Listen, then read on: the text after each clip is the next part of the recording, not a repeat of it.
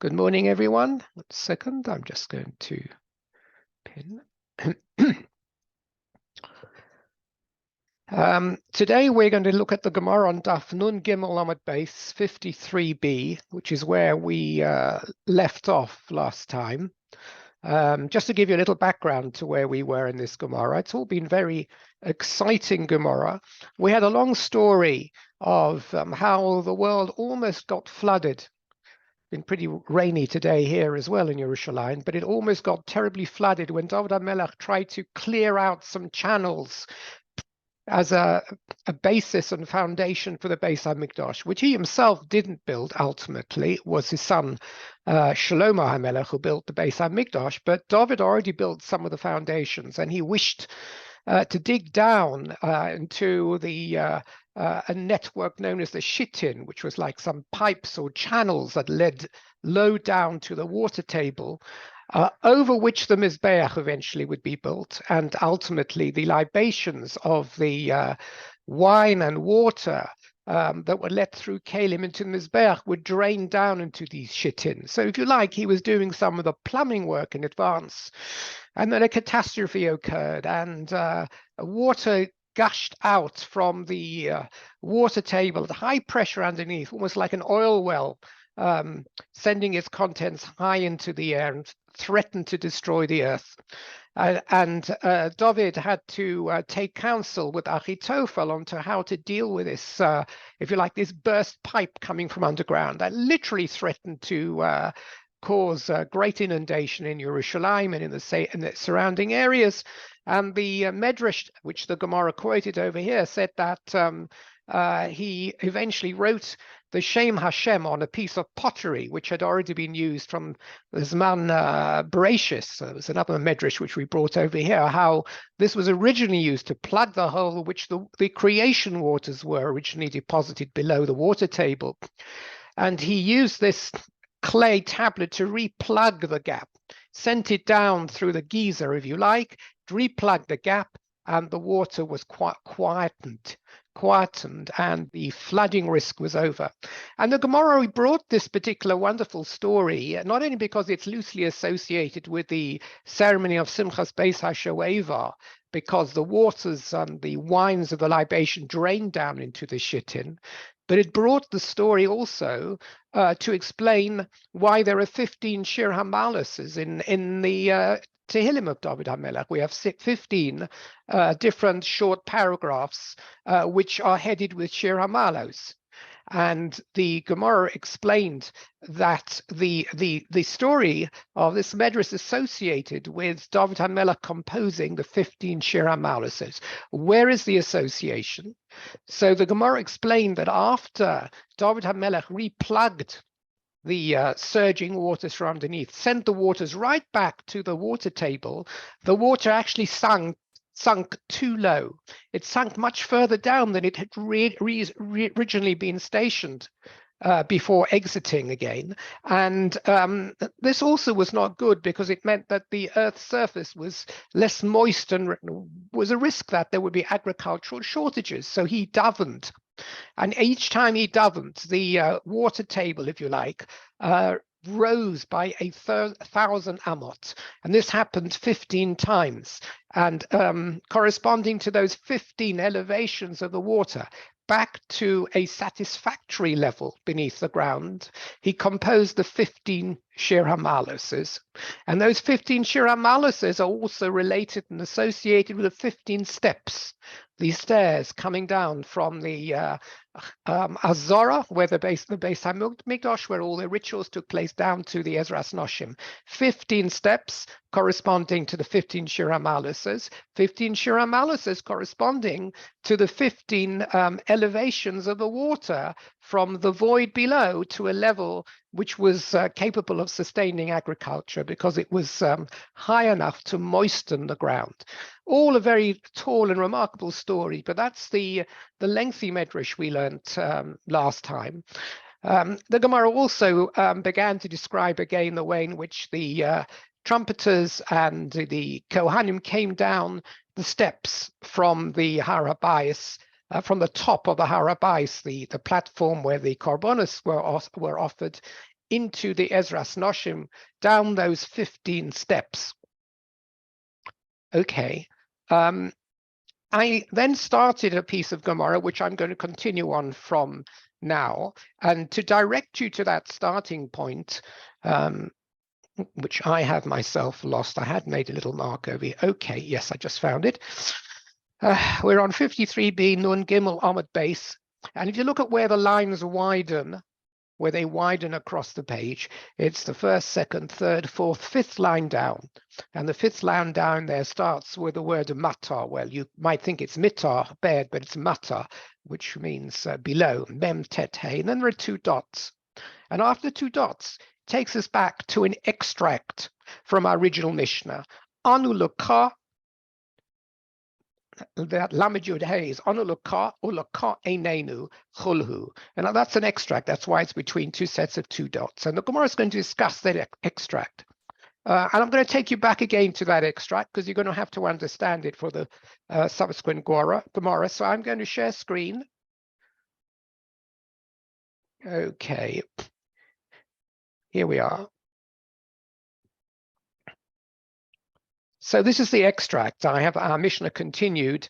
This was the Mishnah that we did many weeks ago. It was a very long Mishnah, and I'm just bringing you back the extract which the Gemara is about to discuss. So the Mishnah said, Higiu l'shah yotzem yemizrach. When they came out, when the Kohanim came out in ceremony from the gate that exits east, hafchu panehem lamarav. They turned their faces towards the west. And we'll look at that again. We did look at this last week, but we need to come back to it. V'omru. And as they turned towards the west, which means they turned towards the Kotel, if you like, if the Kotel would have been there today, and they turned toward the Heichel, the sanctuary in the Beis HaMikdash, before leaving the courtyard, they faced the main area of the Beis HaMikdash and the Heichel, v'omru, and they pronounced, Avosenu shahoyu b'makom hazeh, our forefathers who were originally in this place, in the Beis HaMikdash, referring to the time of the first Beis HaMikdash, before the destruction, Achareim el Heichel Hashem, they deliberately set their backs to the Heichel of HaKadosh Baruch Hu, to the temple building. Ufaneim Kedmar, and they turning their backs to the Heichel meant they were facing east. Vehema mishtachvem Kedmar Hashemesh, and they prostrated themselves east towards the sun with their back to the Heichel. However, in contrast, the Anu Lukah Einenu, we, several hundred years later, celebrating the second Beis HaMikdash, we're not going to fall into the same errors of the ways of our ancestors. Our ancestors did what they did because they wished to show that they were worshipping Avodah Zarah, even in the temple precincts, whereas we want to show that we are certainly not doing the same thing. So we will face towards the Heichel, we will face the Heichel of Hashem as we leave. And Rabbi Yehuda Omer, Rabbi Yehuda says that what they actually pronounced was just a little bit more complicated. Are you shown in Va'omim Anu Luka or Luka Einenu? We'll discuss this double expression. Anu Luka, we are for Hashem, or Luka Einenu, and Hashem is before our eyes, if you like, and we are facing Hashem. And if you remember, I explained to you from this posuk in Yecheskel that Yecheskel was taken on a magic carpet ride by a malach from Bovel to Yerushalayim to see alive what was going on in the Beis HaMikdash just prior to the destruction, to inform him as to why the destruction was taking place and how seriously the Jews were going off the derech. And at the Pesach Heichel Hashem, if you like, as he gazed down, and he was a fly on the wall, he saw Bein HaUlam and Bein HaMizbeach, between the building of the Beis HaMikdash itself and the altar, Ke'esrim v'chamisha ish, 25 people. And Achareihem al Heichel Hashem, their backs were to the Heichel of HaKadosh Baruch Hu, Upanehem Kedmar, and their faces were turned towards the east, Vehema Mishtachvim Kedmar Lashemesh. And this showed Yecheskel how seriously they were violating the Kedusha of the Beis HaMikdash. I mean, it's one thing to worship Avodah Zarah in in Tiberia or in some place in the middle of the Golan. But here they were in the Beis Hamikdash, and the Beis Hamikdash is standing, and they're actually ignoring the ceremonial of the Beis Hamikdash and facing east away from the Heichal. So if you look at it over here, and I expanded this last time, here's the helicopter view of the whole Beis Hamikdash, all the building areas within the Beis Hamikdash. Here's the top of the Heichal. You imagine it's the large sanctuary building. The Kodesh Kedoshim, the Oron, is just over here, where you can see my cursor moving around. Here's the Mizbeach, and over here is the Ezras Noshim. And what you can essentially see is that here are the 15 steps coming down into the Ezrat Nashim. That in Yechezkel's time, the people had their backs to the Heichal, and they were coming this direction, and they faced and frustrated themselves in that forward direction up the page, which is, if you look at that, Mizrach, towards the east, with their backs to the Beis Hamikdash. And so, to counter this, if you like, in the ceremonial that we're describing here in Sukkah, the people faced, if you must have walked backwards or whatever, but they faced towards the Beis Hamikdash. They didn't want to repeat the startling negative ritual of the time of Yechezkel, and they made sure they were facing all the time the Heichal as they backed out towards the east. Okay, so that was the Mishnah. And this was the meaning of this statement. It commemorates an event, if you like, by playing that event backwards and showing that we're a different generation. There is no, if you like, Avodah Zarah now at the time of Bais Sheni, because the mission, of course, is talking in Bais Sheni at the time of the second Beis Hamikdash, when these acts of Avodah Zarah were not taking place anymore. There may have been other forms of sin, but Avodah Zarah was much less prominent at the time. Okay. So taking you back to the page, the quote over here, the Gemara is going to take our attention to the statement of Rabbi Yehuda. Strangely enough, Rabbi Yehuda at the end just changes the phraseology of what the people said at the time of the Mishnah when they left the Beis Hamikdash on their ritual to leave the Beis Hamikdash. They faced the Heichal, and Rabbi Yehuda said the following, and it's this statement that's going to be questioned as to whether, in fact, it's in some way sacrilegious or unacceptable. Theologically unacceptable. Rabbi Yehuda Omer, the people as they left, the Kohanim particularly, who were in that area, and the trumpeters, Hoyu Shonin v'Omrim, they would repeat the following statement, Anu Lokah or Lokah Einenu. It's symmetrical, if you like, in some ways. We are to Hashem, and to Hashem is our eyes, are our eyes. So let's go to the Gemara and see what the Gemara makes of this statement. We might just think it's an unnecessary repetition.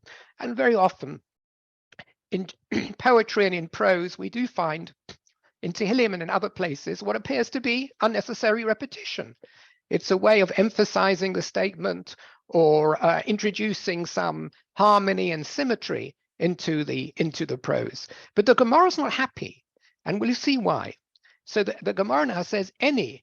So this any, Aleph Yud Nun Yud, just after those two dots, which is 5 lines, as I say, from where the lines widen.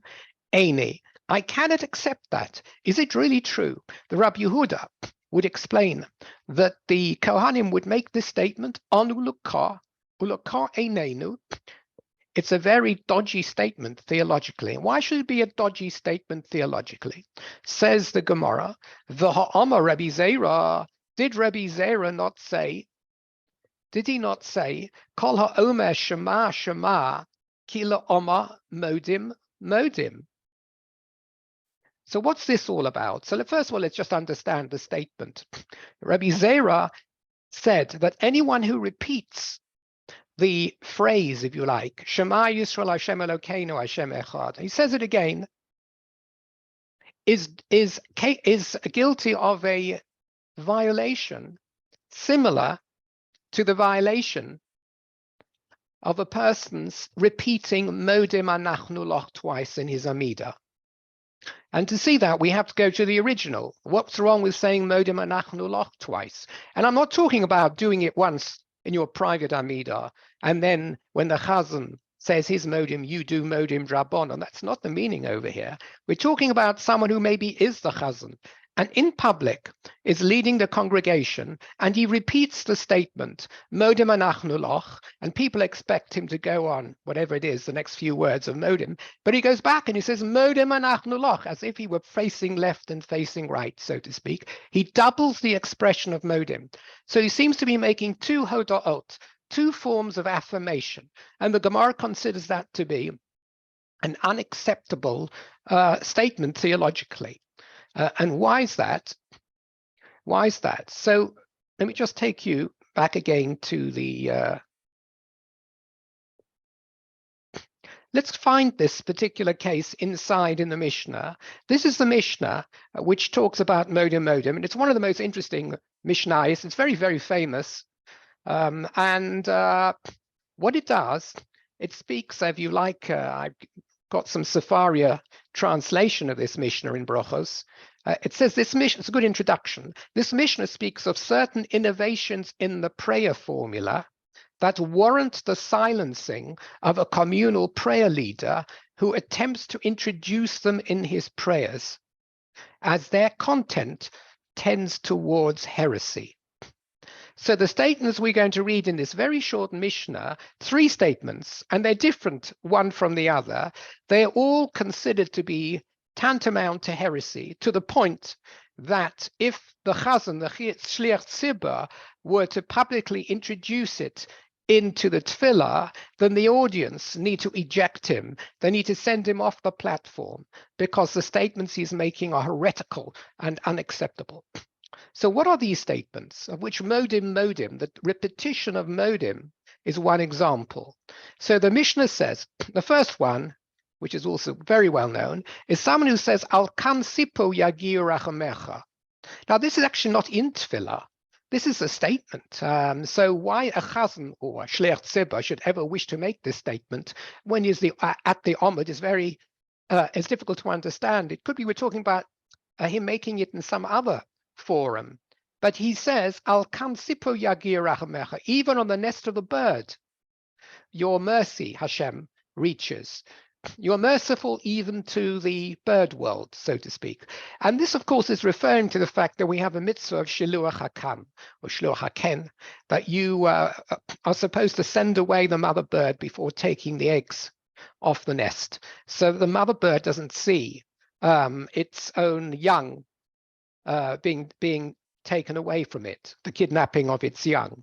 So you send the mother bird away, and there are Kabbalistic reasons behind it that are given as well. But the straightforward explanation is that you wish to spare the mother bird the anxiety and pain of seeing its young being snatched away before its eyes. So you take the mother bird, you divert the mother bird, take the eggs away, and to some extent, maybe a bird with short memory doesn't really grieve as much, having not been the witness to its young being taken away from it. Now that's the simple understanding that it's to do with Tsar Baalei Chaim. And we know there's a beginning in the Torah of Tsar Baalei Chaim, not causing pain to the animal world. So it doesn't surprise us. But why is particularly a bird? Why is this particular example given in the Chumash that you shalach to shalach so aim vesabonim tikachlach? Why just, what about any type of animal? Indeed, we do have other examples. We have Osaves Benolo Sishketu Biyom Echad. You're not allowed to shech the mother and the child of a cow and its young on the same day, which has some sort of similar echoes, really, that to do so in a sense is cruelty, wiping out, if you like, two generations of a family line is cruel. So we do see other strains of it as well in the Torah. But here the Mishnah concentrates on this and says this statement, that if a person were to say that the mitzvah shluach hakan is explained by God's mercy, then, as we'll see in the end, Mishatkinoso, we shut him up. He's not allowed to say that. Now, that's a very surprising statement because we probably mostly believe it. He's not allowed to say that. And the Gemara explains why is that. The Gemara gives various reasons. One reason is that we have to understand God's commandments, not in the form of, oh, we understand this. This is to do with mercy. This is to do with, I don't know, tapeworm, so you have to have kashrus. This is to do with the fact that, in the old days, people used to think X, Y, and Z. And we explain everything away, and we think we understand all of God's commandments. And as far as Shiluach Hakan is concerned, sending away the mother bird, we automatically rationalize this as a matter of the fact Hashem has compassion on young animals. And, and the Gemara thinks that we shouldn't, because God's commandments we should consider to be gezeros. They're decrees to us. Whether we understand them or not, we should do them. And the moment we start over-rationalizing it, we'll become over-excusing ourselves in various areas and choosing and maybe being picky on which mitzvahs you want to do. It is dangerous, therefore, to start to rationalize, even to a mitzvah where it seems so patently obvious it's because of rachamim. We still shouldn't say so. The Gemara also says, gives another reason for it, because once you say it applies to a bird, why doesn't it apply to a moth? Why doesn't it apply to a mouse? Yes, why doesn't it say, if you're going to take a little mouse away, make sure that mother mouse gets driven away first? It should apply to all animals. Why is this particular animal used? So therefore, we have to accept the fact that we don't understand this mitzvah, despite the fact that we think that we do. And someone who rationalizes this way has lost the plot and should be removed, because his statement in a sense is theologically dangerous and people will misapply it. What is particularly interesting is that in the Moreh Nevuchim, the Rambam says this is the reason for of the sending away the mother bird, because HaKadosh Baruch Hu has a rachamim, and he knows that the mother bird feels the same sense of pain when it sees its young taken away as a real mother would feel, that the animal world has at its level of soul. There are echoes of the feelings and the emotions that an adult human being has. And therefore, Hashem says we have to be compassionate.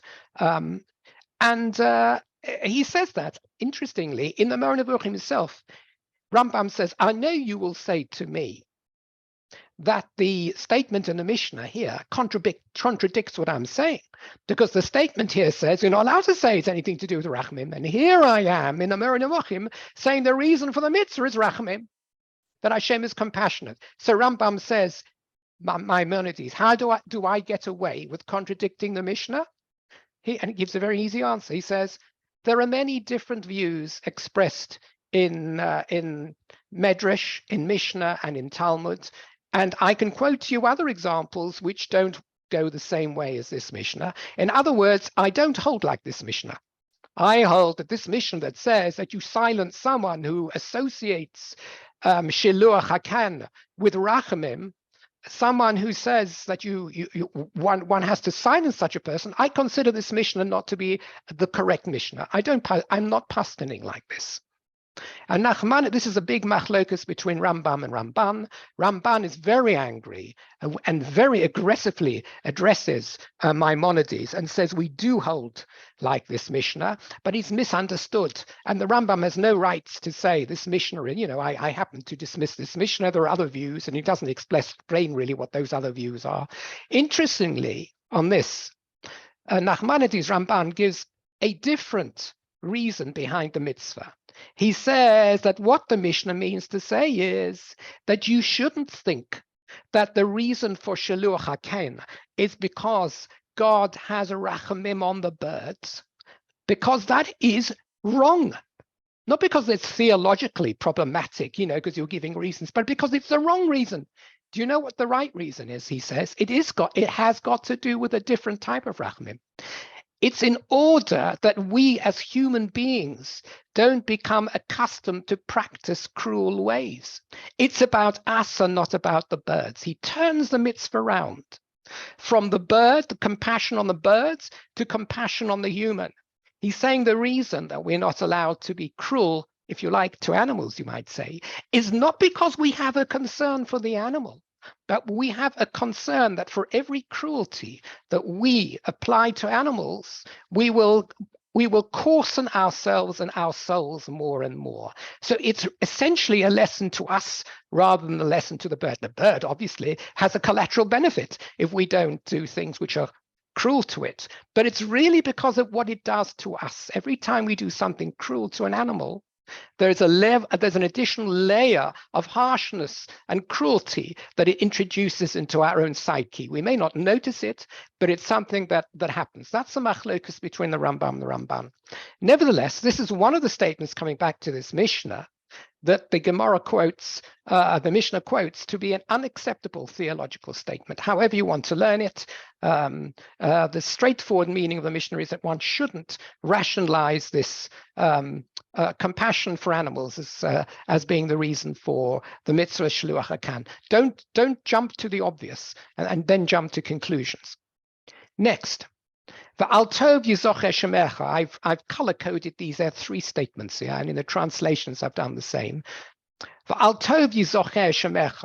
this is a little bit more difficult. He translated the blue, and one who recites, "May your name be mentioned with a good." You shut him up. You shut him up as well. Someone who says, "And may your name altov on things that are good, yizocher shemecha." May your name, Hashem, be associated. There are different ways of looking at this. And again, the Mefarshim don't all go one way. Again, the Mishnah is trying to say there is something theologically not so much wrong, but misleading to make a statement like this, which essentially says that when good things happen, we associate your name with them. What does that mean?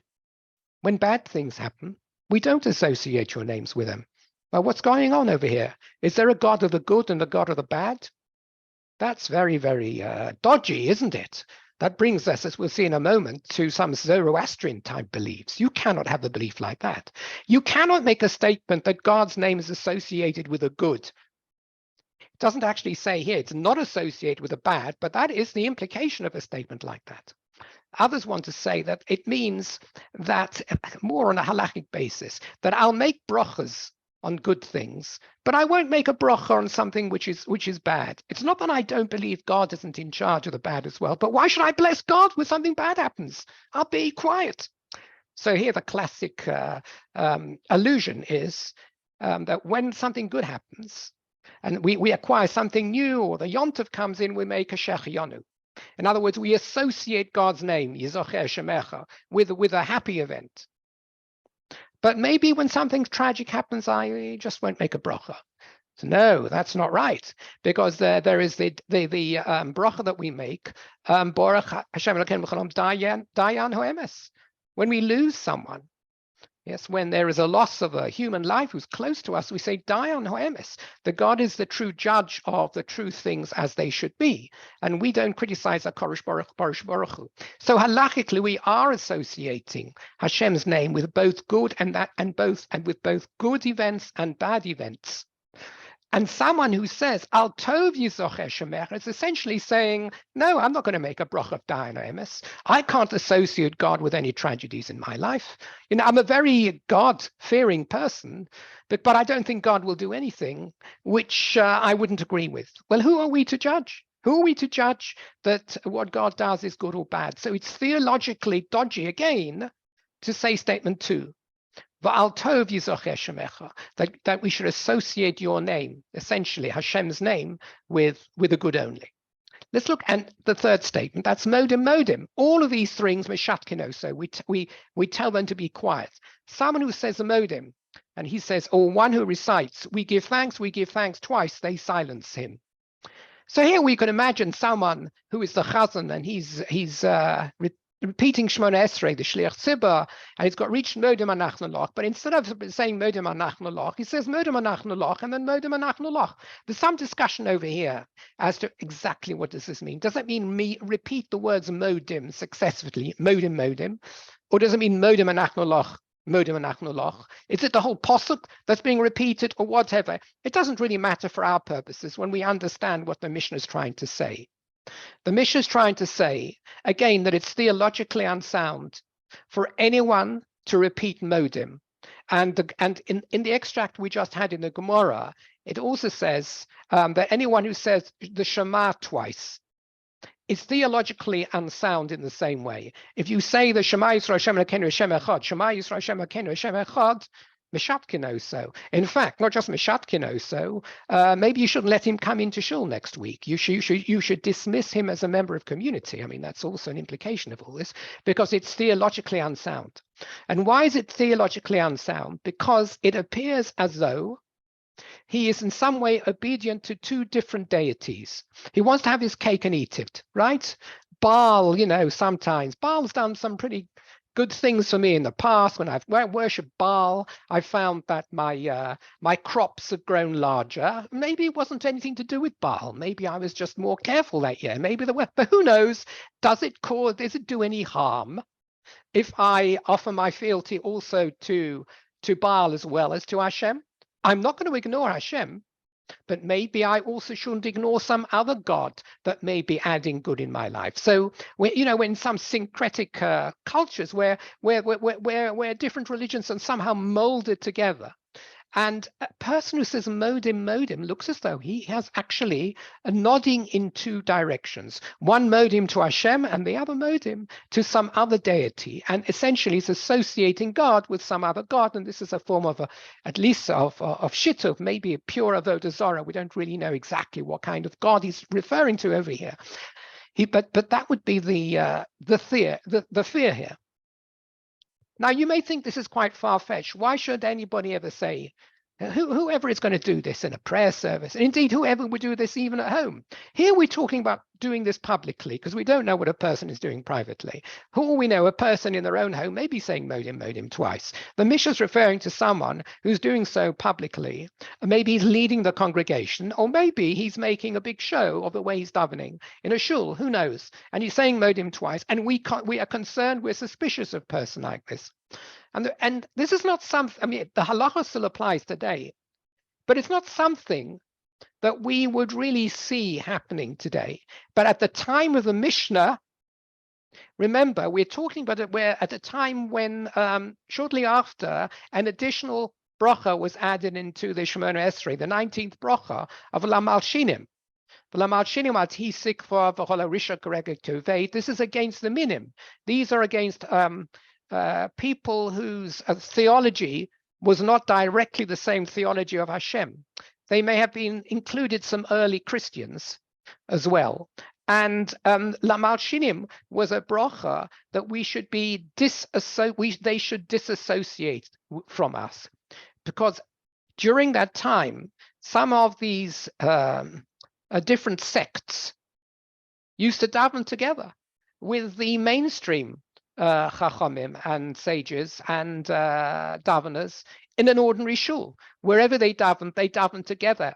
They did not have their own sectarian shuls. The earlier Christians davened in Jewish shuls. It's just that in their own minds, they had some other kavanot. They had some other intentions. They had the picture of Jesus in their minds at the same time.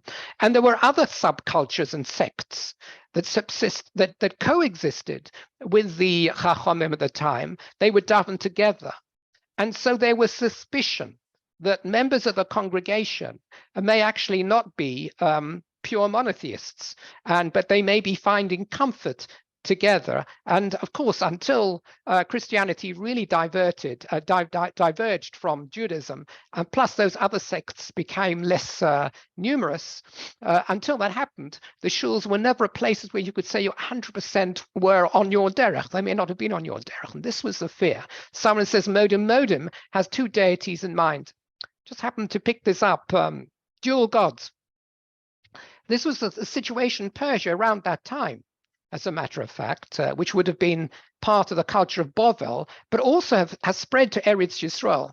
And we have the Ahura Mazda, the Persian deity. Let me just make this a bit bigger. I got this off one of the wonderful websites, also spelled Ormuz or Ormazd, supreme god in ancient Iranian religion, especially Zoroastrianism, the religious system of the Iranian prophet Zarathustra. Ahura Mazda was worshipped by the Persian king Darius and his successors as the greatest of all gods. According to Zarathustra, Ahura Mazda created the universe and the cosmic order that he maintains. And he created the twin spirits, Spenta Mainyu and Agra Mainyu, the former beneficent, choosing truth, light, and life, and the latter destructive, the two sub-gods, good and evil, choosing deceit, darkness, and death. The struggle of the spirits against each other makes up the history of the world and is reflected in the choice between good and evil that humanity faces. All right. The beneficence and evil spirits are conceived as mutually limiting, co-eternal beings, the one above and the other beneath, with the world in between as their battleground. Okay, you may see some vibration of my picture. I'm not sure why that's happening. Okay, so we see that the idea of a god of light and a god of darkness was a problem, and modem might have led people to believe that there was the intent of a dual god activity of worship happening over here. So this the Nevi'im try to be very clear that it is the same God that produces all events in the world. We may not understand some events or see how they're to their benefit, but they're not the result of a conflicting deity or a deity who himself is conflicted. Okay, so that was a question. The Gemara wanted to know how could the Rabbi Yehuda suggest that the people, as they left the Beis Hamikdash, would say, "Anu luka or luka einenu." It's a double statement which could be said to be similar to that of modem or shema shema. Shema twice. Anu luka, we believe in ka, or luka einenu, and to ka, our eyes. So to one car, we turn to one car and to another car. So is that a statement which is of dubious theological permission, or is it something that we can say? Rabbi Yehuda suggests that this is what was said, and the Gemara is questioning whether that could have been the case. So answers the Gemara. Elahochi Komri, the Gemara explains that this is not a problem. Elahochi Omri, this is what they would say, the people as they left the Beis Hamikdash. This is what they meant to say. When they said Anu Loka or Loka Einenu, it's not a statement that you can associate with two deities. It means this. Mishtachvim Anu Elahochi Omru, Heima Mishtachvim Kedma, our ancestors at the time of Yechezkel turned towards the east, towards the sun. The Anu Loka Mishtachvim, and we turn and prostrate ourselves to Hashem, which means to the west. Ve'einenu loka machlos, and our eyes are turned to Hashem. So essentially saying that the two cars mean with our eyes are turned to Hashem and we prostrate ourselves to Hashem, but they're not meant in any way to relate to two deities. This is not a very good answer to the question, because if the Gemara needs to explain itself like this, then clearly the words are misleading. And if the words are misleading, you're left again with a question mark as to why they would have used phraseology that was so misleading that we could associate it with two deities. But the Gemara is clear that wasn't the case. And of course, we're also clear that wasn't the case. The question of the Gemara only was, why do they use language which could be construed as relating to two deities? Okay, so that takes us to the Mishnah. We are now about to start a new Mishnah. Well done. This next Mishnah is all about blowing trumpets. So trumpeters will have great fun with this. It doesn't tell us too much about the music, but in terms of the numbers of notes and where those notes were sounded, it's a little bit of, I would say, a list. If you were planning a ceremony, for Her Majesty the Queen or His Majesty the King of the coronation, and you needed to choreograph every step where this would happen, where that would happen, etc., then you would write yourself a Mishnah like this. So let's take the Mishnah. The Mishnah says, Ein pochasin me esrim va'achas tekios b'mikdash. There are never less than 21 blasts, trumpet blasts, if you like, in the Mikdash. Never less, never on any day is the trumpet sounded less than 21 times. Ve'ein mosifen al arba im ushemona, and there is no day in which the number of blasts exceeds 48. So the number of blasts in the Beis Hamikdash depended upon what what type of day it was. Is it a Yontif? Is it a Shabbos? Is it a weekday, etc., etc.? The minimum number on any occasion was 21, and the maximum number was 48. And the Mishnah is going to go on to enumerate when all these were made, at which stage in the ceremonial and in which ceremonial that these shofar blasts were sounded. Now, I said shofar blast just now. I'm not really being strictly true. It says tekios. Tekio means a blowing, a blast. But who says it's a shofar? Who says it's not a trombone? But in fact, it's understood that we're talking about the trumpets, because in the Torah, when we talk about the blasts, and we'll see later on, the main instruments used to blow were the chatzros, were the chatzotzeros, the trumpets. There were also accompanied shofars, but the shofars were a little bit of a sideshow. So here we're not talking about blowing the shofar per se, we're talking about blowing the trumpets. The trumpets were louder and there were more grand instruments than the shofar. The shofar was a very modest instrument. The chatzotzeros were instruments of occasion and of royalty, which were used in the Beis Hamikdash. Okay, now we understand how the numbers are composed in the next piece. B'chol yom hayusham esrim v'achas tekios b'mikdash. Every normal day, every working day, there were 21 blasts in the Beis Hamikdash, and these were they: shalosh lipsichas sha'arim. Not everything over here is entirely clear, but in terms of precisely where and when. But okay, this is to do with the opening of the gates. 3 blasts were blasted, if you like. We actually haven't said what kind of blasts they are at the moment. We will see later on that we're talking about generally tekiah, a teruah, and a tekiah, very much as we do now on Rosh Hashanah. But at the moment, just let's talk about separate sounds. 3 were sounded at the opening of the gates. These are the gates of the Azara. Every morning, the Beis Hamikdash wasn't like open for everyone all night. In fact, it was the task of the Levium to stand guard. They were called shoarim. They were gatekeepers to make sure people didn't intrude to the Beis Hamikdash in the nighttime. At nighttime, there were no korbanos offered up, so there was no ritual needed in the nighttime. The rituals were only during the day, and the only thing that remained in the Beis Hamikdash is that those korbanos, the bits of the korbanos that were not eaten, that were on the mizbeach, on the altar, continued to burn on the pyre and pyres on the mizbeach until they were ashen. But there was no ritual involved with them, and it was only the next morning that the ashes were picked up, collected, and dumped somewhere. But during the night, there was no need for the Azara, the courtyard of the Beis Hamikdash, to be open. When it was opened in the morning, if you like, there was a call which heralded the opening of the gates. 3 blasts. Next, the Teisha Latomid Shel Shachar. Keep counting with your fingers over here, right? It's 9 was sounded for the Tomid Shel Shachar. That is the korban Tomid. Every day there was a korban Tomid in the morning, Tomid Shel Shachar, and a korban Tomid around the midday, which is the Tomid Bein or Arbaim. The Shachar relates to Shachris, if you like, in terms of a tefillah. The Bein Ha'arbaim relates to, in tefillah, to Mincha.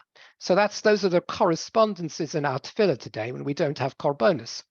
And the Mishnah says that 9 sounds were blasted for the morning Tomid and 9 for the afternoon Tomid. So we've got, when there is no Musaf, and it's an ordinary day, we've got our 21 already. We've got the 3 for the opening. We've got 9 for the Tomid Shel Shachar, that makes 12 now, and another 9 for the Tomid Shel Ben Arbaim, it takes us to 21. Oh, thank goodness that particular number works.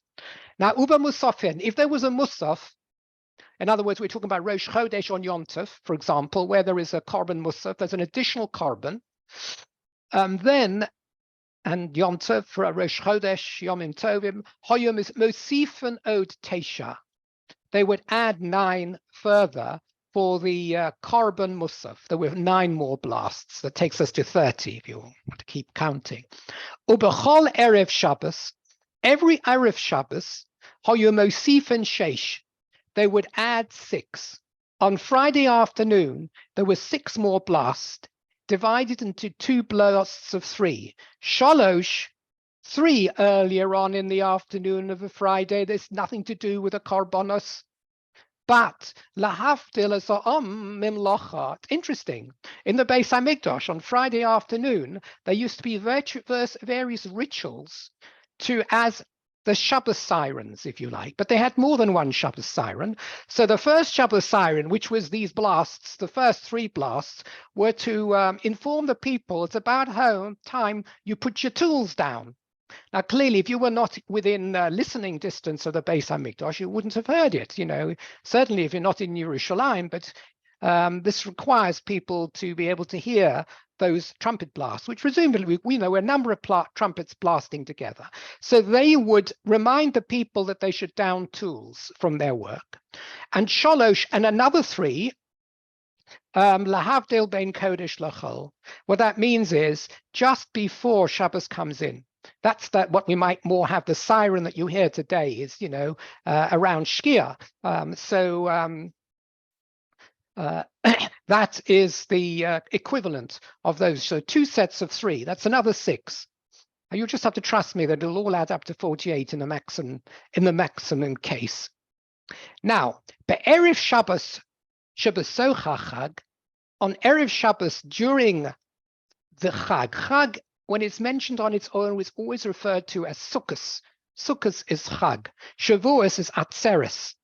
And Pesach is Pesach, so to speak. Where just says Chag, it always means Sukkos.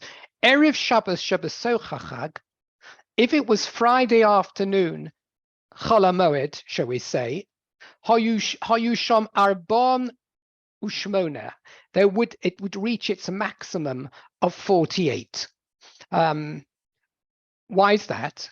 And he's going to enumerate them starting from the beginning. He's going to enumerate them. Sorry, he's going to enumerate them, the additional ones to the one we've had so far that takes us to 30 something. How were there 48? Because no, first of all, he says Shalosh Psichas Sha'arim. No, he's going to enumerate them all, not just the ones. He's starting from base to show you how you get 48 on Erev Shabbos Chag. Shalosh Psichas Sha'arim, again, the same as any other day. There's no reason why the Beis Hamikdash opens up, the gates are open, the trumpets are blown. There's 3 for the opening of the gates, as always. Shalosh L'Shar HaElyon. Now, because there's going to be a ceremony of the Simchas Beis HaShoeva, and you remember I showed you those trumpeters coming down the steps. And we'll just get back again to share the screen. I have all these pictures here, remember? This wonderful picture over here, I'll just make it a bit smaller. Oops, that's the wrong one, this one. Right, so we have a gate at the top, it's a Nicanor gate, and you can see 3 trumpeters, in line already trumpeting, and they would trumpet on the Simchas Beis HaShoeva as they were coming down and then leaving to get the water libation from the Shiloh pool. There would be additional blasts because of this particular ceremony. So Shalosh L'Shar HaElyon, which I understand means 3 blasts at the gate at the top. That means over here, when they were at the top, and they're near the top now, I'm not sure why one is a bit lower down, they would blast 3 blasts of the trumpet. V'shalosh L'Shar HaTachton, and according to the Rashi and others, it means when they reached the floor level of the Azorah and they were Tachton, they were below, they blasted another 3. Okay. Now we'll just leave this for a moment. Now, V'shalosh L'Milui Hamayim, 3 more blasts were blasted at the filling of the water, when they had filled the water and they were coming back to the Beis Hamikdash, having filled the water in the spring below. Of course, the spring below Shiloh is the bottom of the city of David. So they have to trek down from the Beis Hamikdash on top of the hill, down to the city of David, and then they come up again. During this ceremony, they blew another 3 blasts of the Chatzotzeros. The Shalosh al Gabi Mizbeach, another 3 they blew on top of the Mizbeach. When the libation waters were brought up the ramp and they started to be poured into the containers at the top, the roof of the Mizbeach, there were 3 more blasts. And now we're going back to the ones that normally happen to all that so far, apart from the opening of the gates, there were all the extra ones for Simchas Beis HaShoeva due to this libation ceremony. And now we have Teisha Latomid Shel Shachar, 9 blasts for the bringing of the Korban Tomid Shel Shachar, the Teisha Latomid Shel Ben Arbaim, this is the same as every other day, 9 for the Tomid Shel Ben Arbaim, the Teisha LeMusafin, 9 for Musaf, Sholosh, and again, if it's Friday afternoon before Erev Shabbos, where you have the maximum number on Sukkot, Sholosh lahavtil es amin hamalocha, 3 to tell people it's Erev Yom Tov or Erev Shabbos, and you have to stop doing work because up to then it was Chol HaMoed. The Sholosh lahavdil ben Kodesh lachol, and 3 just before it comes in. And if you number or count all these as they accumulate, you find they do indeed number 48. So you have over here the whole procedure, I say, the whole choreography of the trumpet blowing at the time of the Beis HaMikdash. So that's the end of the mission. Let's just start the Gemara. Now the Gemara has a curiosity question over here. The answer is going to be very obvious, but this is the question. Says the Gemara, Masnis in our Mishnah, in which we enumerated those cases, and we said that the numbers were between 21 and 48. Delo Rabbi Yehuda doesn't seem to fall in line with what we know to be the opinion of Rabbi Yehuda, Tanya, because we have a brisa. Rabbi Yehuda Omer, Rabbi Yehuda said, "Hapoches lo yipchos misheva v'hamosef lo yosef al sheish esrei." The lowest number of blasts was 7, and the highest number, which you're not allowed to exceed, was 16. So his 2 numbers are 7 and 16, whereas our Mishnah talked about 21 and 48. Well, I mean, it seems that the Mishnah has a number 3 times higher, both for the minimum and the maximum. Our Mishnah says 21, he says 7, 3 times 7. Our Mishnah says 48, he said 16. That the maximum 16, 3 times 16 equals 48. So there's a factor of 3 between them. And the Gemara will explain in a moment why Rabbi Yehuda is only 1/3 of the numbers of the Mishnah. So the Gemara asks the question, B'mai kamifligi, what is the basis of the dispute between Rabbi Yehuda and our Mishnah, that he has numbers 7, 16, and the Mishnah has 21, 48. So the Gemara explains, Rabbi Yehuda Sova, Rabbi Yehuda holds, Tekiah, Trua, Tekiah, Achas, that when you have those 3 notes, Trua, Tekiah, like we have in a little package, every time we do our Tekiah Shova, we have Tekiah, Trua, Tekiah, Tekiah, Shvarm, Tekiah, Tekiah, Shvarm, Trua, Tekiah. Essentially, that you have the main note in the middle, surrounded by a Tekiah, the beginning of Tekiah and the end. Well, Rabbi Yehuda holds a threesome of Tekiah, Trua, Tekiah is considered to be 1 note and not 3 separate ones. As far as the mitzvah is concerned, it's considered to be 1 package, the Rabbanon, but our Mishnah, which had numbers 3 times higher, Sovri Tekiah L'chud, Trua L'chud, holds that the notes are each to be counted individuals. So therefore, when, for example, our Mishnah says there are 3 for opening up the gates in the morning, what it means is there's a Tekiah, there's a Trua, and there's a Tekiah, and it counts those as 3. But as far as Rabbi Yehuda is concerned, that's all 1. Tekiah, Trua, Tekiah is 1 package. And we'll see later on, and that's the fact is, it's similar to the way we do our counting. Well, actually, the Mishnah is similar to the way we do our counting. You know, we say in Rosh Hashanah, you need to listen to Mea Kolos, 100 sounds.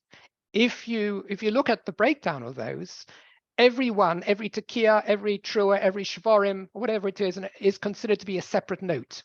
You don't have to do the whole pack, Tekiah, Shavarim, Tekiah, and call that 1 and then do that 100 times. It would take 3 times as long. We don't do that. We count each of those blasts separately when we talk about how many notes we do on Rosh Hashanah. And that's the way the Mishnah is operating, that when you're counting the 3 for the opening of the gates, it means Tekiah is number 1, True is number 2, Tekiah is number 3. However, Rabbi Yehuda is considering them as a package. And that also has some sense, because we always do them in threesomes, don't we? Again, there's always there's a gap when the caller out of the notes does each line. Tekiah, Shavarim, Tekiah, Shavarim, Tekiah, and there's a little gap, and then Tekiah, Teruah, Tekiah, etc. So we do see them as packets, even though we're counting them as individuals. And you'll see later on, the Gemara will say that every note, for us, it means the truah being if you like, the main note, the staccato note. Every note needs to have a tekiah in front and a tekiah after, which essentially means when you're looking at a threesome, like tekiah, truah, tekiah, you could sort of imagine that the truah is the main note there, but it needs a preceding tekiah and it needs a following tekiah. It cannot stand by itself. So in a sense, you can see them as a single package, the truah being the note and the tekiah preceding it being a necessary precedent, and the tekiah afterwards a necessary follower-upper. That would be more like Rabbi Yehuda. In other words, there's 2 lines of logic here. They are separate notes, but at the same time, they are threesomes and can be considered as a series of threesomes, in which case you'd get only a third of that number. Okay, we're going to stop it over here. We've done the Mishnah and we've briefly described the notes. We'll get into more detail, please God, next time. Thank you for joining me. We just stopped the recording.